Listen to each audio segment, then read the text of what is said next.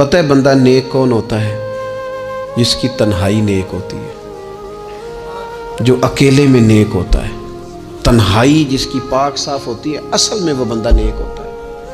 ہمارے ہاں نا بالخصوص نوجوان نسل سے کہوں گا، تمہارے پاس سہولت آئی ہے موبائل کی، تمہارے پاس سہولت آئی ہے انٹرنیٹ کی، لیکن دیکھنا اس کی وجہ سے کہیں تمہاری تنہائی ناپاک نہ ہو جائے۔ دیکھنا اس کی وجہ سے کہیں تمہارا وہ اکیلے میں جو تمہارا رب رسول سے رشتہ جڑنا چاہیے تھا، سجدے کا نور ہونا چاہیے تھا، اچھی منصوبہ بندی کرنی چاہیے تھی، وہ میلا کچیلا نہ ہو جائے۔ تنہائی جس بندے کی پاک ہوتی ہے وہ نیک ہوتا ہے۔ محفل میں تو ساری اچھی اچھی باتیں کرتے ہیں، محفل میں تو سارے لوگ ہی نیک ہوتے ہیں۔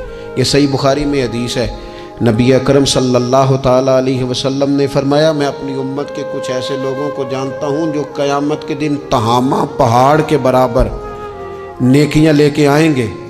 تہامہ پہاڑ تھا ایک بڑا سفید رنگ کا، اس پہاڑ کے برابر وہ نیکیاں لے کے آئیں گے، لیکن فرمایا اللہ تعالیٰ ان کی نیکیوں کو ہوا میں اڑا دے گا۔ حضرت ثوبان رضی اللہ تعالیٰ عنہ نے عرض کی، یا رسول اللہ صلی اللہ تعالیٰ علیہ وسلم ہمیں یہ معاملہ کھول کر بیان کر دیں۔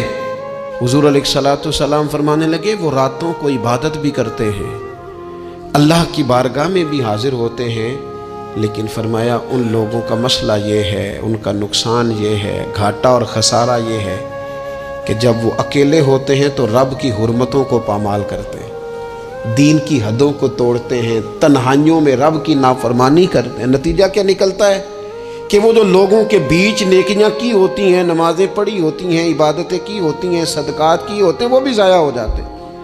اگر یہ لوگ اپنی تنہائی پاک کر لیں تو ان کی باقی ساری عبادتیں بھی محفوظ ہو جائیں گی۔ اپنی تنہائی پر توجہ دیں، اپنی